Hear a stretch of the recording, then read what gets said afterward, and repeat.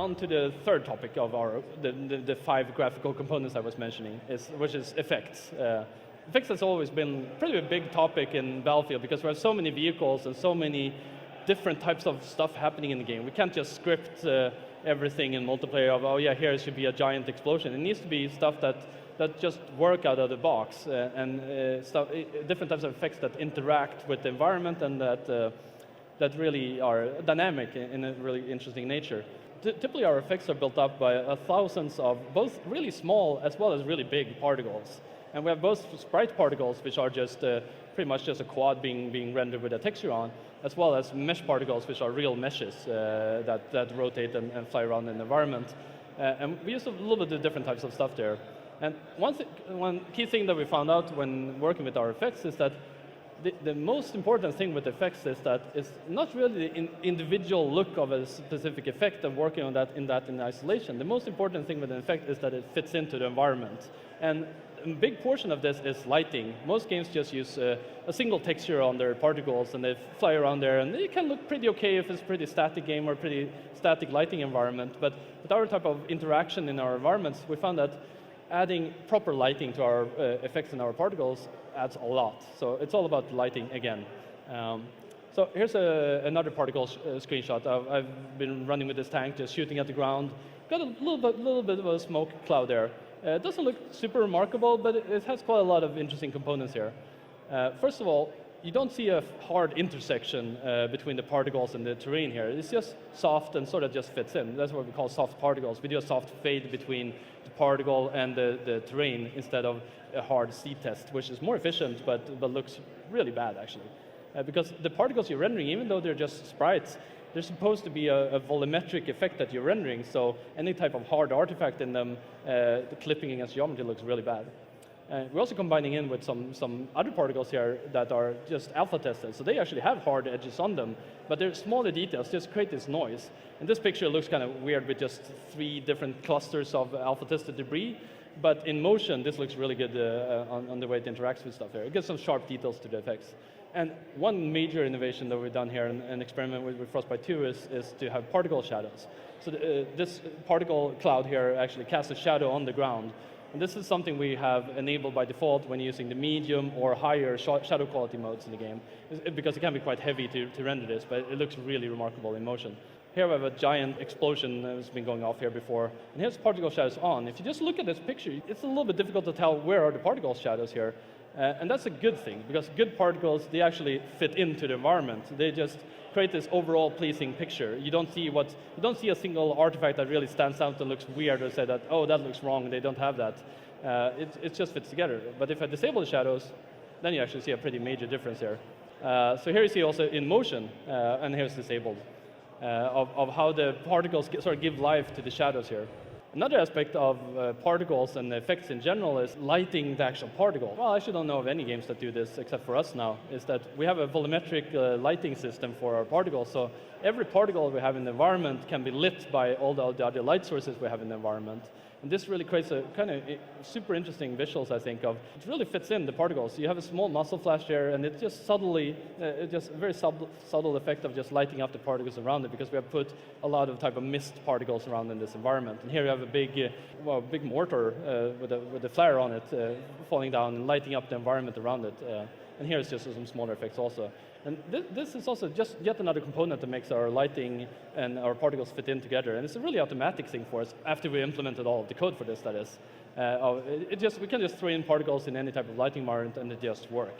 And it looks really cool in motion. So just as the particles can receive light, they can also cast light. So here we have light sources on some of our particles, not on all of them, that wouldn't really be visible, but on some of the important ones. So you can see here that the entire tunnel here has been lit up by a particle from that fire, but also the smaller fire up close also has, it's lighting up the environment around it. So it's also another aspect that makes the entire environment fit together well. So here's an example of the particle lighting that looks pretty sweet in motion, where you have these giant SAM missiles going up and just lighting up their own smoke clouds behind them. I'm really proud of those type of visuals and effects that simply just work. The artist just places a light source in there. So all of these can happen during gameplay also, of just playing the game and having some big smoke cloud going up from a tank that's using smoke, or some smoke grenades or something like that, and then there's explosion going off nearby. Perhaps not as spectacular as this effect, but this is on a multiplayer level. Another small aspect of lighting, now we have light sources that can cast light, they can receive light, and they can cast a shadow. There's also a traditional problem in many games that light sources don't receive shadows themselves. So you have the strong sun lighting up a particle. That's pretty easy to do, but then you also have areas of the scene, especially in urban environments, we found this to be super important, as well as indoor, that you need to have the particles be able to be shadowed from the sun also. So we've done this all the time actually in Frostbite, and this was also part of BC2, but we refined it further a little bit, of casting a shadow on all our particles, and it's very apparent in many of the urban environments. If I would just have shown you the picture in motion when playing the game, you probably wouldn't have seen it that much, but if I showed you the upper screenshot, you wouldn't have seen what's different by this. But when you disable the effect, it doesn't fit in at all and looks bad. So here's when you put everything together, these are the type of things that can happen.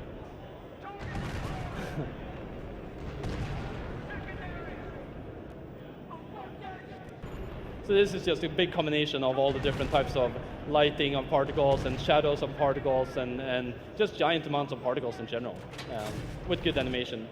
Good work by the effect artist there. Let's move on to terrain. Terrain is really another big aspect of all the Battlefield games that we always have. We always had large-scale terrains, and we're proud of returning back to that major heritage now with BF3 as well, to have even larger scale than we had in BC2. So we have really quite vast view distance on many terrain. And not all landscapes, but many of the landscapes on multiplayer levels, like the Operation Firestorm level you're playing here. And this is made up of a couple of important components here. First of all, the memory requirements for having giant terrains is actually can require a lot of memory, both for the height fields, but also for the textures and the normal maps and all the type of detail that you want to fit in there. So we've developed a sort of hierarchical streaming system for our terrains, so you can seamlessly just move over the terrain and it streams in higher detail as you get closer to the individual objects, because you can't see all the detail in the distance.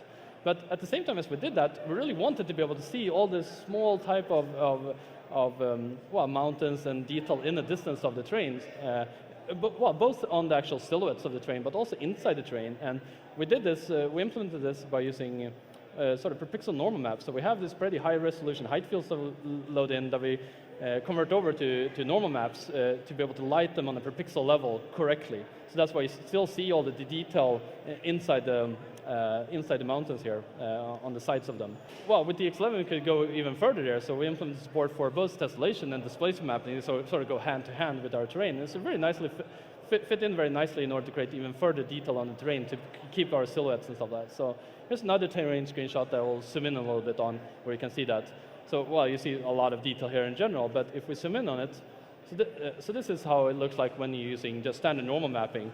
If you just look at this screenshot, it looks pretty good. It looks actually, well, the internals of the terrain look really good, in my own opinion at least. But the silhouettes, we don't really have that many triangles to be able to keep correct silhouettes everywhere, especially when moving around dynamically in this environment. So the silhouettes are a little bit low res here.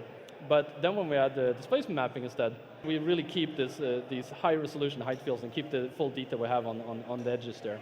And this is something we can only do on the X11, because we're rendering terrain now with, instead of rendering with 100,000 triangles or something like that, we're rendering with 1 million triangles in these type of scenes. With good performance, actually, which is pretty good with all the DX11 GPUs. So this is enabled with the terrain quality setting in the engine when you set it to high or you set it to ultra. It's not really apparent on all levels though, like Operation Metro, even if you displace mapping there, it doesn't really matter because it's just a flat park area. But these type of mountainous levels, it's a lot more visible on. Another really important aspect of terrain is not just the geometry. If you have a lot of geometry, if you have 1 million triangles on a terrain, it doesn't really look like a terrain. You need good textures on the terrain. You need a good way of shading and rendering the terrain. So we developed a scheme that we call procedural virtual texturing on our terrain, which is a method of combining tons of different types of textures and many layers of terrain sort of in a semi-procedural fashion across our terrain and render that into a virtual texture. This is not really the same thing as the id mega texturing, because they just load giant textures.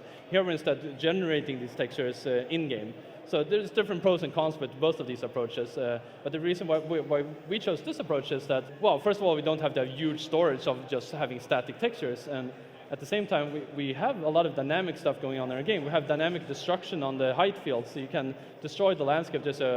We create the craters dynamically, and they also need to affect the texturing of the terrain.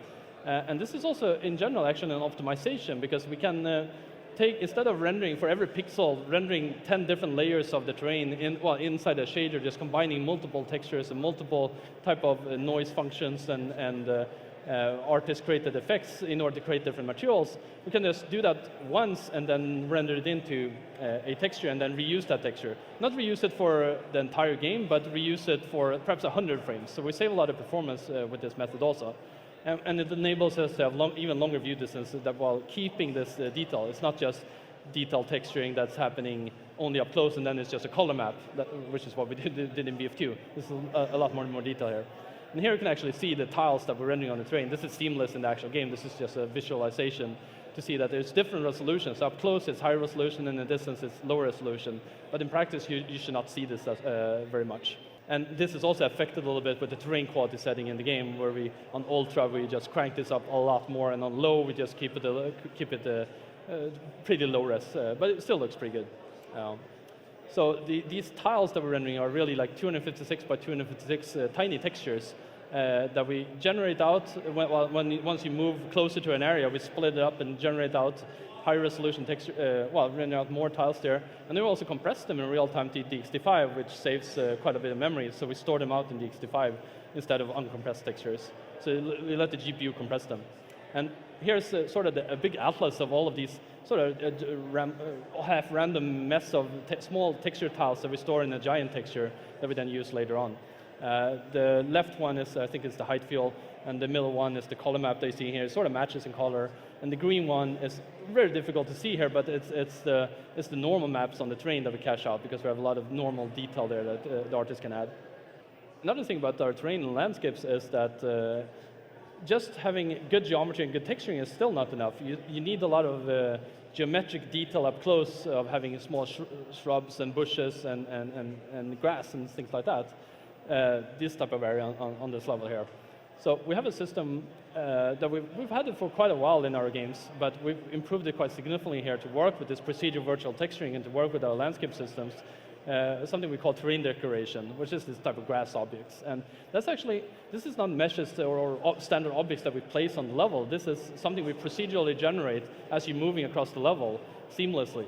So if we would save out all of these on this level, I haven't done any calculations, but it probably will take, I don't know, 10 gigabytes of storage or something, just saving all of those instances of objects here. But instead, we procedurally generate it as moving over the terrain seamlessly, and we fade this in. So it's a highly scalable system, and it's based on the exact materials we have in the terrain. So you can see some areas of the foliage here where it's sort of missing, where it doesn't have anything, but it's a different material on the ground there. So that's sort of the reason. It fits together quite nicely, and that's a lot of detail and very easy for us to create and add this to levels and for the artist to control it. Here we have an example of this is Caspian border actually, an example of how it looks like with the terrain decoration off.